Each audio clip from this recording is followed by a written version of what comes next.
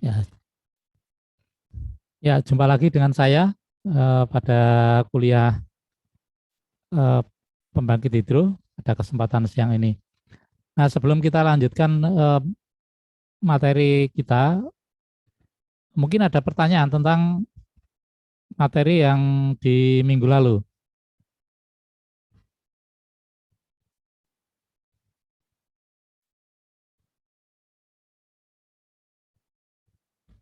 Tidak ada ya?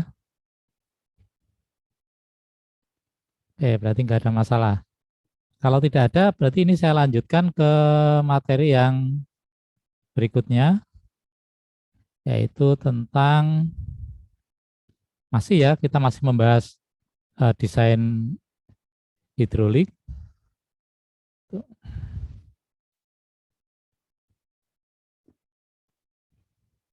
Ini yang kedua. Jadi yang minggu kemarin itu yang pertama, ini yang kedua.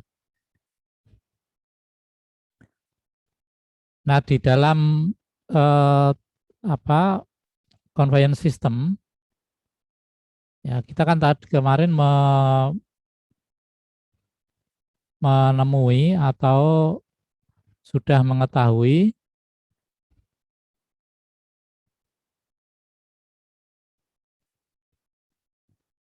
hal-hal yang berhubungan dengan suplai air menuju turbin ya. Nah, yang pertama kemarin kita sudah bicarakan intake ya di sungai, kemudian pengalihannya, intake-nya. Nah, sekarang kita bicara tentang weir. Ini weir. Weir itu tujuannya adalah untuk mengendalikan ketinggian dari reservoir. Ya, jadi ini atau penampung air. Ya, ini ya di sini. Kalau ini reservoirnya di sini. Ya, ini.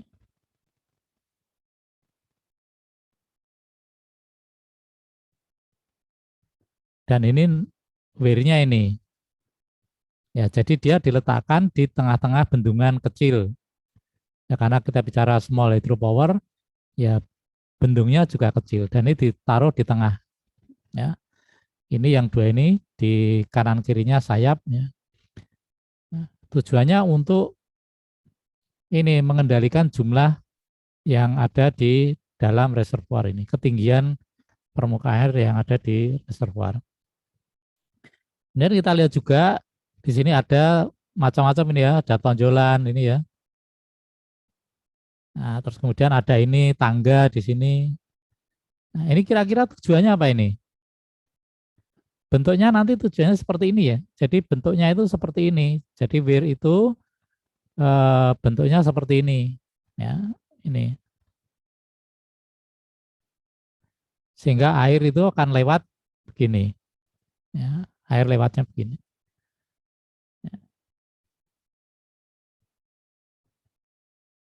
Nah, ini yang disebut dengan oji weir.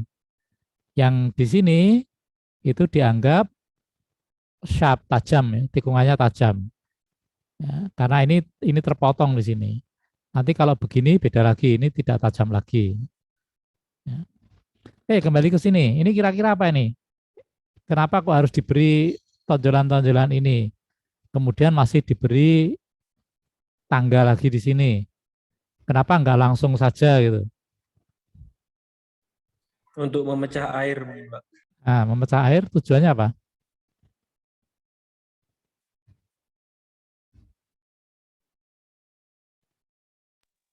Kecepatan menurun. Apanya yang menurun? Alirannya kalau ke bawah biar nggak langsung besar gitu. Ya, mengurangi energi ya, mengurangi energi ini air ini. Ya. Sehingga energi itu akan terserap di tonjolan-tonjolan ini. Tujuannya supaya yang di bawah sini itu nggak mudah, tidak mudah terkikis air, tidak mudah rusak. Gitu. Ya. Oke, sudah ya ini yang ini sudah. Sekarang kita masuk ke berikutnya. Nah, weir itu macam-macam ya, bentuknya macam-macam. Gitu. Tapi secara prinsip sebenarnya hanya ada dua. Yang satu itu rektangular atau persegi panjang. Ya, ini yang persegi. Persegi itu bentuknya seperti ini. Ya, ini, ya di sini ya, ini. Nah ini weirnya ini. Ini saluran. Ya, ini salurannya, ini bentuknya begini. Kemudian bentuk yang kedua itu bentuknya ini pakai ini, notch namanya. Ya, notch. Itu berbentuk V dan diberi sudut. Ini, ya, sudutnya theta. Nah, weir ini itu juga bisa dipakai untuk mengukur berapa jumlah eh, air yang melewati weir ini. Ya, jadi Q ini debitnya itu diukur dari sini. Ya. H ini adalah ketinggian weirnya. Ya, jadi kalau misalnya ini dilewati air, ini kan permukaan air ini. Ini permukaan air. Nah ini tinggi, ini namanya tinggi weir. Ya. Sedangkan kalau notch itu seperti ini. Ya. Nah untuk mempermudah perhitungan, biasanya kalau yang notch ini itu diberi sudut 90 ya, tetanya 90. Ini 90 derajat. Karena persamaannya di sini teta per 2. Tangan teta per 2 itu sama dengan 1. Ya. Jadi lebih mudah, sederhana, baik dalam desain maupun dalam perhitungan.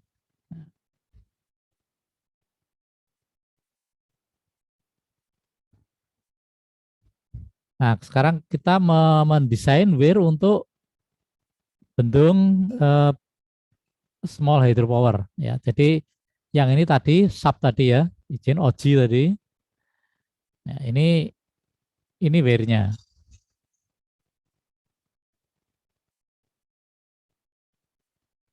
Ya, ini weir. Kemudian ini airnya ya. Ini tinggi tinggi airnya. Nah, ketinggian dari weir ini ke sampai permukaan air disebut dengan H0. Gitu. Ya, sedangkan notch ini untuk mendesain ini, notch sampai ketinggian ini itu 0,136 H0 ya. Kemudian jaraknya ini di sini itu 0,2818 H0 ya. Ya, jadi ini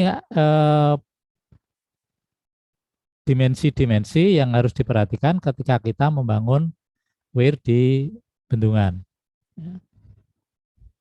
Lalu gimana perhitungannya? Nah, jadi weir ini selalu ditempatkan di tengah bendung kecil seperti tadi ya, ada di tengah-tengah. Kemudian mempertimbangkan full storage water level. Full storage water level itu berarti dia menjaga supaya permukaan air itu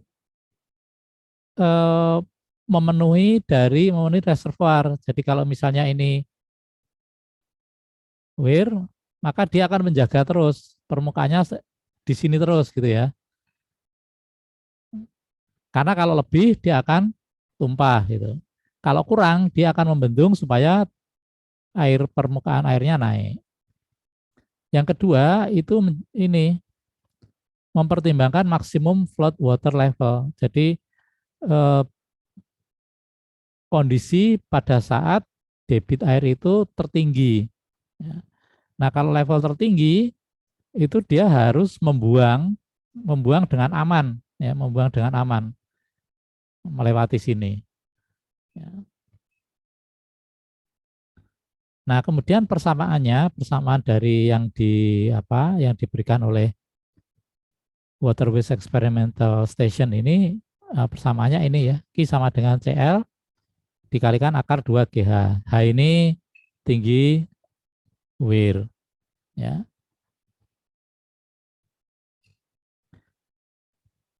C ini koefisien, nanti kita berikan kurvanya, kemudian L ini lebar dari weirnya.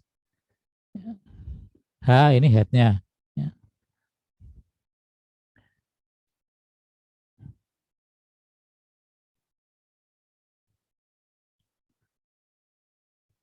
Ini ya yang tadi dikatakan untuk menjaga di mana sih sebenarnya full storage water level ini. Ya. Full storage water level ya di sini ini. Ya, di sini nih. Ini full storage water level. Kemudian maksimumnya ya maksimum banjir itu di sini. Ini adalah debit yang maksimum. Ya. Kemudian ada minimum. Minimum di sini. Ya. Apa tujuannya diberi minimum? Ya. Karena kita tadi dam ini ya bendungan ini itu kan ditempatkan juga intake ya. Ada intake kan di sini. Nah, ada intake kan. Ini intake. Nah, di sini intake-nya ya. Ini intake. Nah, kemarin sudah kita bahas, kalau ini terlalu pendek, maka akan timbul pusaran. Ya. Nah, pusaran ini bisa membawa udara masuk ke intake yang mengakibatkan turunnya atau mengakibatkan penambahan head loss, ya, kerugian head. Gitu.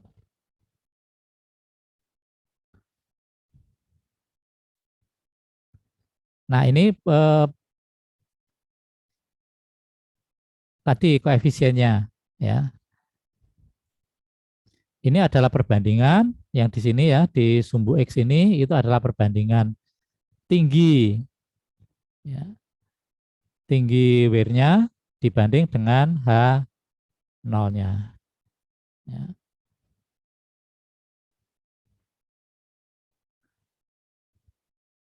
Oke, H0 ini adalah ketinggian weir rencana, ya. Nah, perbandingan antara yang maksimum dengan yang rencana itu ideal 1,4. Nah, 1,4 itu di sini. Ya. Ini maksimum. Sebab kalau lebih nanti terjadi penurunan atau kerugian head itu ya. Nah, ini. Jadi kira-kira di 0,53 C-nya. Nah, kita kan faktornya ya kalau kita lihat dari persamaan tadi Q itu akan dipengaruhi oleh C. Ya. Nah, kenapa ini harus 1,4? Ya, ini nggak boleh lebih dari 1,4. Kalau lebih dari 1,4, maka akan terjadi sparasi atau kavitasi. Ya. Ada yang tahu ini apa maksudnya sparasi?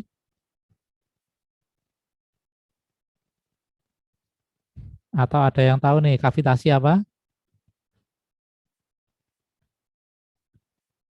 Ya, nanti dibuka ya di buku mekanika fluida ini. Apa yang dimaksud dengan sparasi? Apa yang dimaksud Pemisahan. pemisahan apa ini?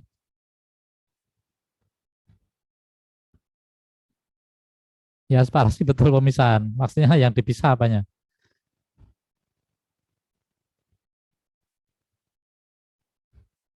Ya, nanti dilihat lagi ya, ini mestinya sudah selesai di mekanika fluida ini, sparasi dan kavitasi.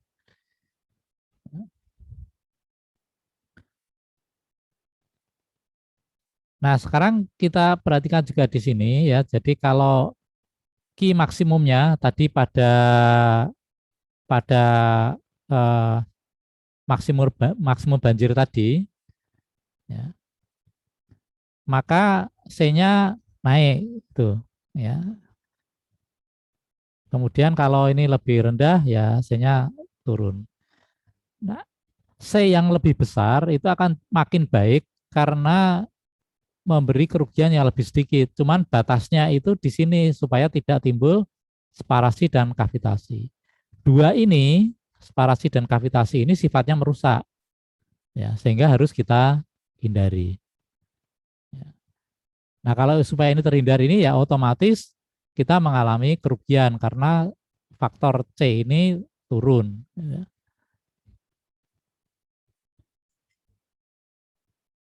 Ya, jadi itu di dunia engineering begitu ya, tawar menawar. Jadi kalau kita mengharapkan sesuatu lebih baik, ada yang dikorbankan, gitu ya. Yang berikutnya setelah weir itu adalah outlet pada bawah pintu air, ya di bawah ini. Ya, jadi kalau bendungan itu selalu punya pintu air.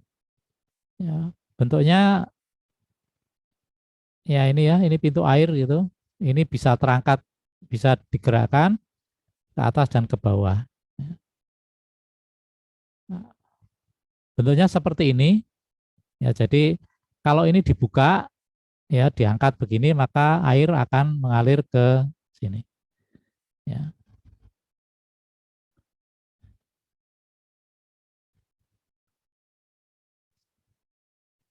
Delta H, delta H ini kerugian air ketika kerugian tekanan, kerugian head ketika air melewati pintu ini, ya, ketika melewati sini.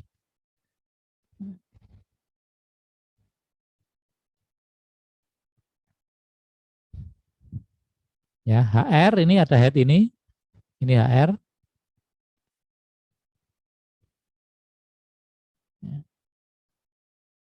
Sedangkan HD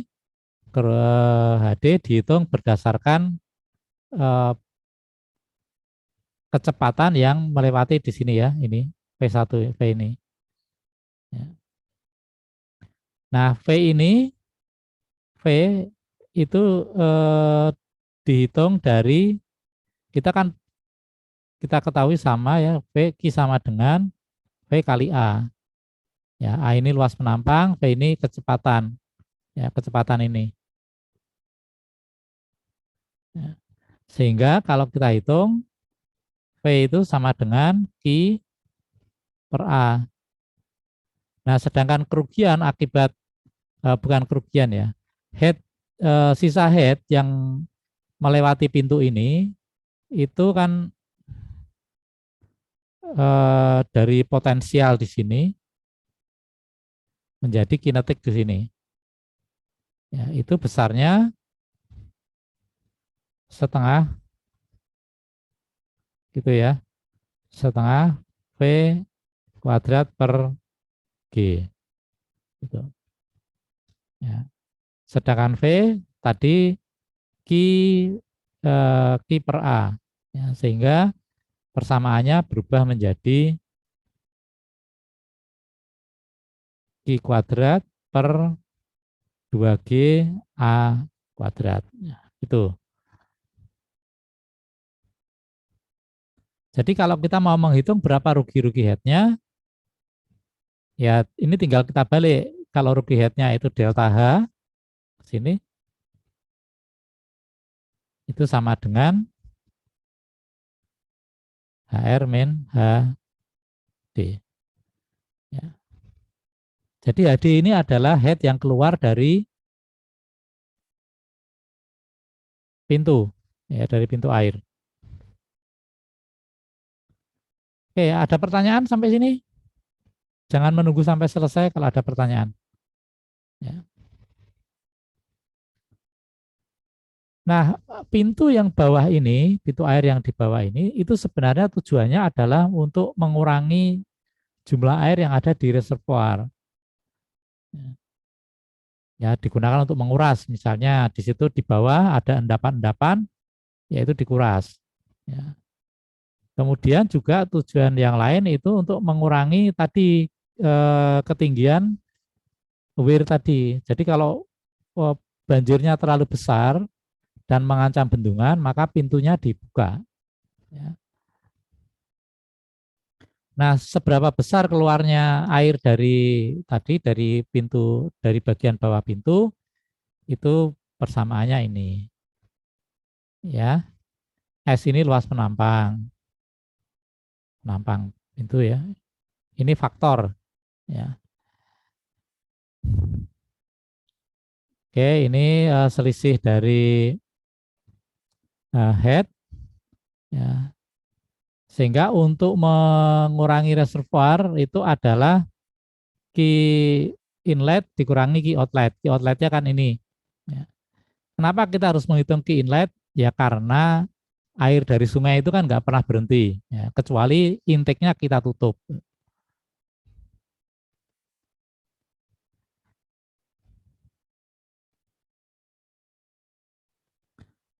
Nah, conveyance system, ya kita masuk ke conveyance system, itu adalah sistem yang digunakan untuk mengantarkan air ke turbin, ya dari sungai atau dari bendungan tadi.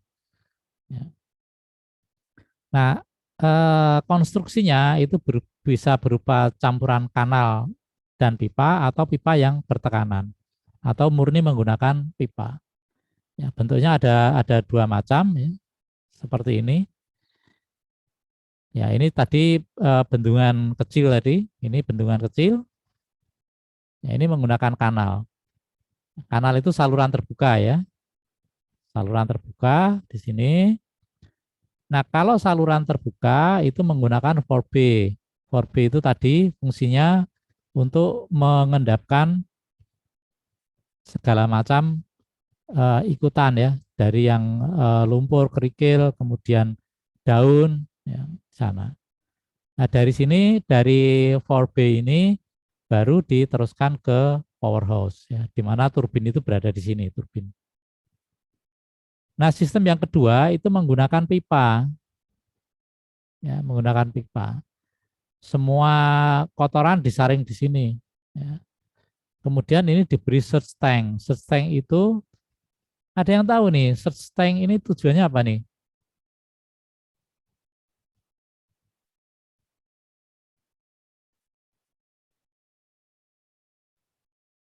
Apa tujuannya nih?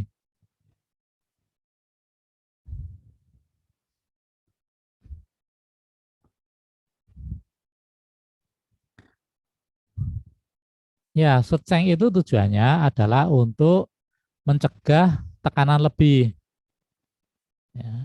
Misalnya, ya, tekanan lebih itu bisa terjadi kalau air yang masuk ke sini tidak stabil, ya, sehingga rawan terjadi yang namanya water hammer. Ya, jadi tekanan yang berlebih itu akan masuk ke sini, ya, sehingga tidak mengganggu atau tidak tekanan tidak berfluktuasi pada penstock ini sampai ke turbin. Ya, sehingga tekanan di sini stabil terus-menerus. Kalau tekanannya turun di pipa ini, maka surge tank ini akan memberikan tekanan balik. Sehingga tekanan di sini stabil terus di sepanjang saluran.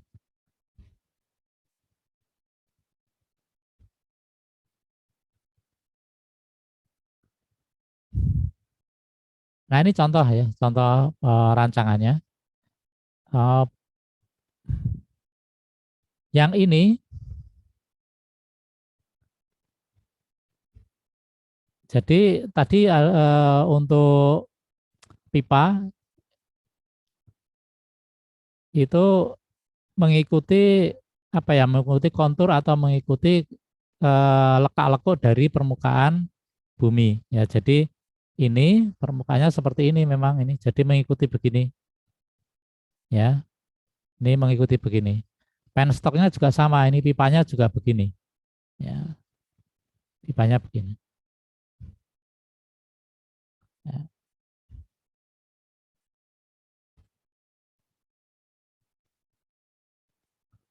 Nah, kemudian di antara pipa-pipa itu diberilah yang namanya air valve.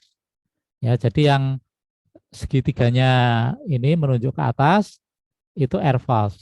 Ya, jadi eh, dia digunakan untuk membuang udara.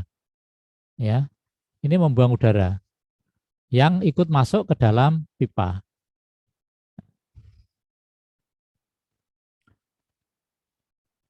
Kemudian berikutnya juga dipasang blow off valves ya di sini. Ya, ini untuk membuang kotoran-kotoran ya, endapan segala macam itu dibuang di sini. Ya, dipasang di dua tempat ini. Ya.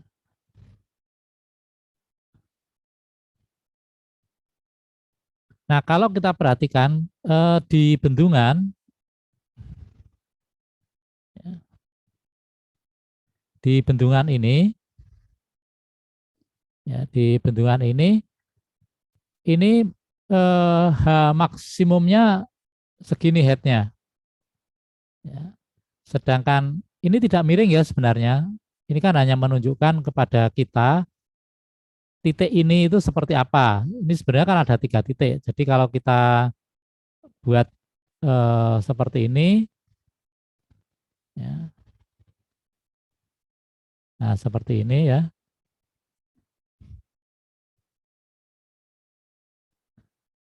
ya maka inilah yang dinamakan hamaks ya, hamaks. Gitu. Ya, ini ya limpasan ini ya hamaks. Kemudian kalau steady state, ya ini ya sekian sini, ini namanya H0. Nanti akan rinciannya kita bahas di slide berikutnya. Ya, terus kemudian H minimum itu di sini. Tadi ya mencegah H minimum ini dibuat supaya dengan apa ya dengan batasan supaya air tidak ikut masuk ke intake sini. Itu ya.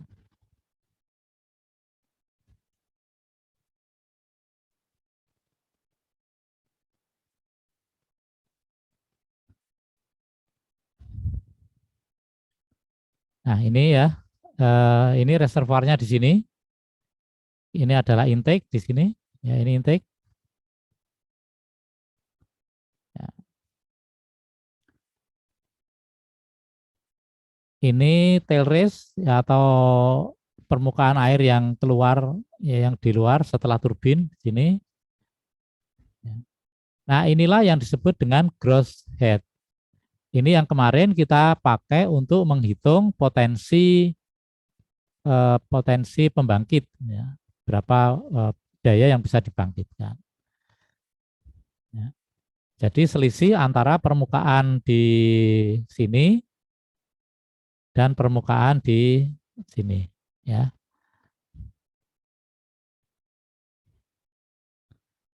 Nah, ketika air itu melewati pipa ini, dia kan bergesekan dengan pipa sehingga mengalami penurunan head ya. Jadi sampai ke turbin itu headnya turun sekian. Ini head loss.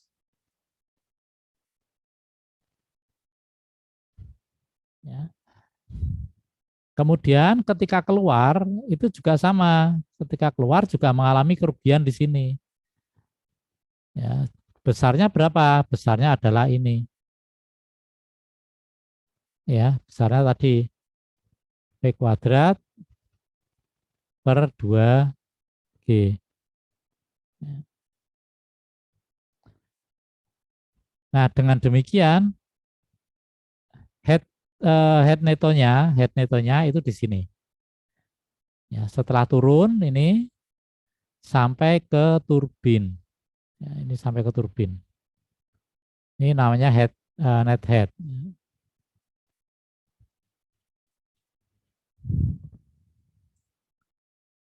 Jadi tidak semua head ya, mau di permukaan reservoir ini sampai dengan tail race-nya itu tidak bisa seluruhnya dikonversi menjadi daya. Ya, ada rugi-rugi di sepanjang ini dan rugi-rugi ketika melewati outlet turbin.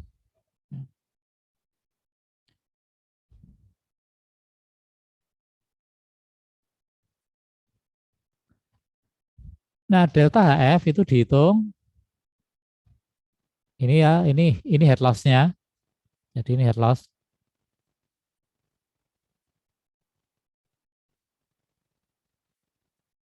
Dihitung J kali L. J itu eh, apa kerugiannya, ya, kerugiannya. Kemudian L ini panjang kanal atau penstock.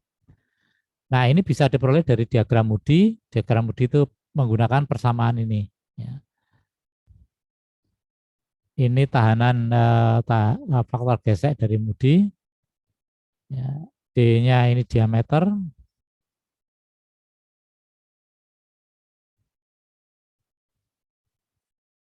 Ya, sedangkan U ini kecepatan. Tadi yang disebut dengan V tadi. Ya. Sedangkan E ini kasaran relatif. Ini kekasaran mutlak, ini diameter. Ya. U kemudian ini Reynolds number, U ini kecepatan, D ini diameter pipa, dan ini kekentalan kinematik. Ya. Nah, dengan menggunakan persamaan-persamaan tadi di sini, itu kita bisa memperoleh berapa besar penurunan gradiennya atau rugi-ruginya berapa. Ada beberapa cara untuk menghitung rugi-rugi, tapi ini kelihatannya lebih mendekati apa yang sudah kita pelajari. K itu secara praktis bisa diperoleh dari tabel ini. Ya. Cast iron itu besi tuang, kemudian solder steel itu ya besi baja ya, konkrit itu beton. Ya.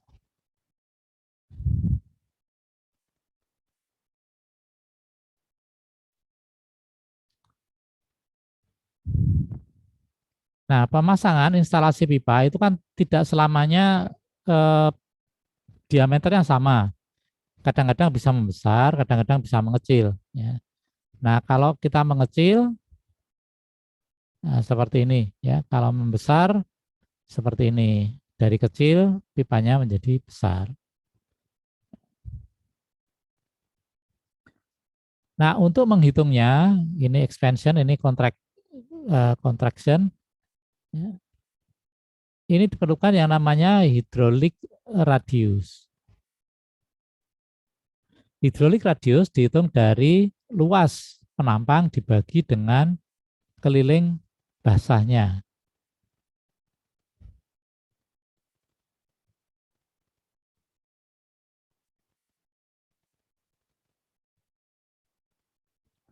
Oke, ada pertanyaan?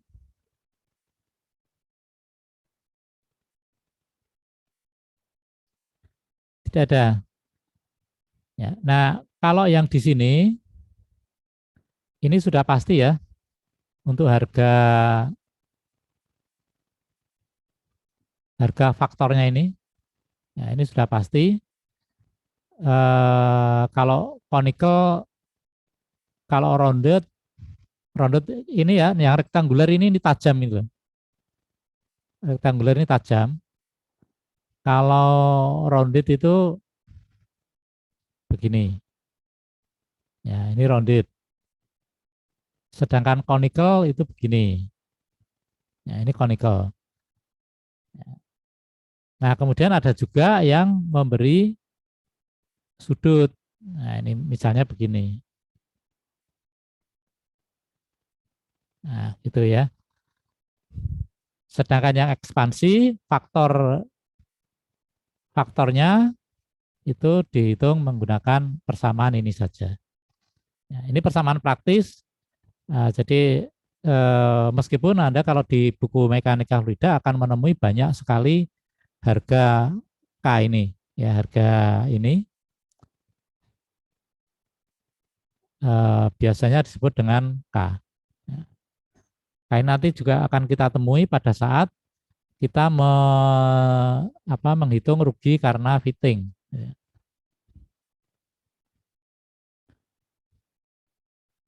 Belokan, ya kalau belokannya 90 derajat ya berarti faktor rugi-ruginya itu 1,1.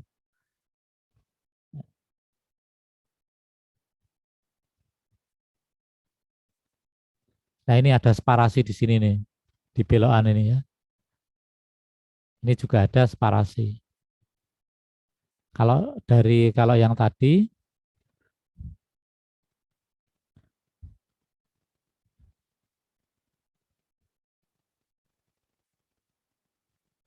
kalau yang ini nanti separasi terjadi di sini. Aduh, ini ya, separasinya terjadi di sini. Ini juga di sini. Nah, kira-kira tahu ya sekarang apa yang dimaksud dengan separasi?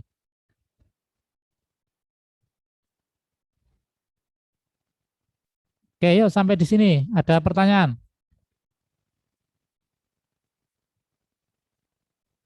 Tidak ada ya. Ya, oke. Sekarang ini katup, ya, pintu dan katup. Ya, ini tadi yang di aliran yang di bawah pintu air tadi ya. Nah, kalau dibuka tingginya H, kemudian eh, pipanya itu diameternya D, ya berarti kita menggunakan yang ini. Ya, sedangkan katup ini ya, sesuai dengan sudutnya diameter D ya kita gunakan seperti ini. Yang di sini ya ini yang di atas maupun yang di bawah ini itu tetap menggunakan satu alat ya, ini satu gate dan ini juga sama satu katup. Cuman sudutnya berubah-ubah, sedangkan ini bisa lebar, bisa sempit. Gitu. Ya, menghitung menggunakan persamaan ini saja. Oke, ini kita mekanika fluida semua. Kemudian rek. Kemarin apa fungsi rek ini?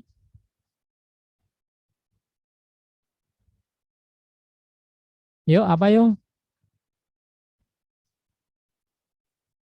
Fungsi rek. Fungsi rek adalah ya, mencegah sampah-sampah, kotoran masuk ke dalam saluran atau pipa. Ya. Bentuknya juga macam-macam. Secara umum bentuknya hanya begini ya. Rek ini dipasang di intake ya, baik di intake pipa maupun di kalau kanal berarti di intake pipa. Ya. Bentuknya simple, hanya begini aja. Ininya bisa satu, ini bisa bisa juga dua. Gitu. Dimensinya macam-macam, bisa kotak-kotak begini,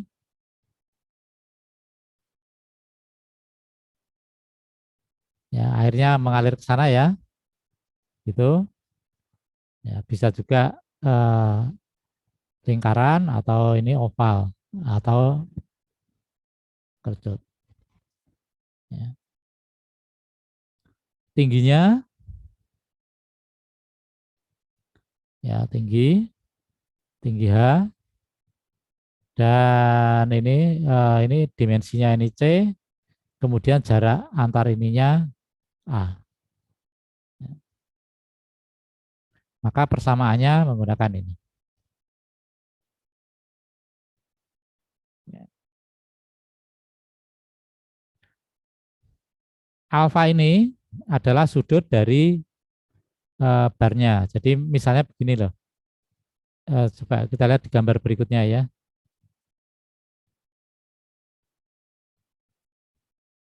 Oh, nggak ada. Begini, yang ini tuh misalnya begini sudutnya. Ini oke, ini ada ini ke pipa gitu ya, ke pipa. Ini bendungan. Gitu. Nah, ini permukaan air. Nah, rek itu kan tidak tidak dipasang begini, ya, tidak dipasang begitu, tapi dipasang, nah, ya, dipasang seperti ini. Nah, inilah sudut dari alfa. Ya. Oke, ada pertanyaan karena ini sudah bersambung ke berikutnya. Kita masih kuliah ya. UTS-nya belum ya? Ya, Pak. Oke, ada pertanyaan, silakan.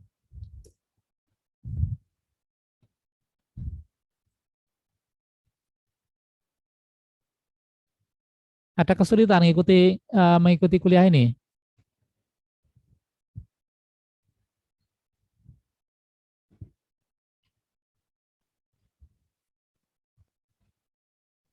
Ini persamaan-persamaannya itu sangat sederhana ya dibanding kalau Anda mempelajari mekanika fluida. Mekanika fluida itu penuh dengan persamaan yang keriting kan gitu.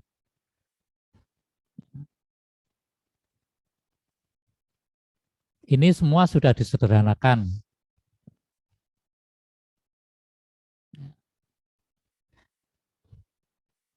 Ya, tapi kalau Anda sudah lulus mekanika fluida ya pasti ini bukan mata kuliah yang sulit ya.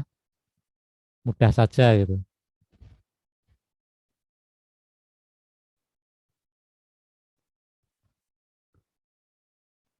Oke, silakan ada pertanyaan. Saya berharap bisa mendiskusikan ini supaya nggak bosen gitu. Ya. Tidak ada atau sudah cukup ini? Saya belum memberi tugas ya.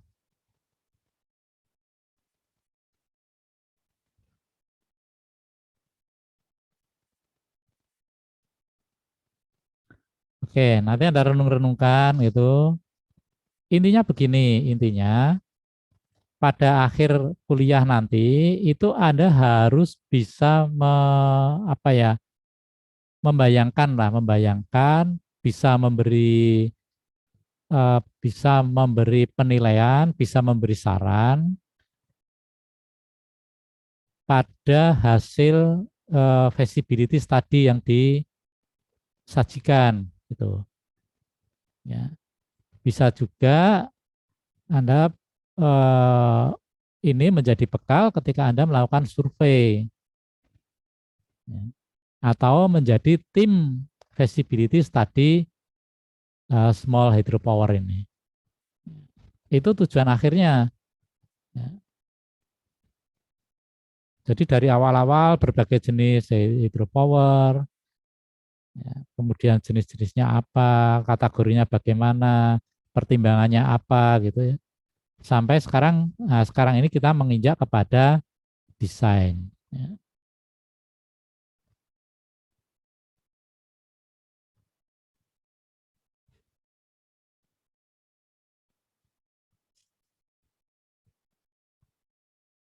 Tidak ada pertanyaan? Tidak adakah?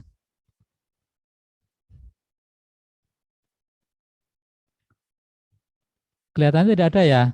Sepertinya tidak, Pak. Iya. Nah, sekali-sekali sebelum kuliah itu menyiapkan pertanyaan gitu. Ya. Pertanyaan apa saja ke saya boleh, tidak harus ke hydropower ya. Ya, ke energi terbarukan boleh, ke mesin konversi energi boleh gitu.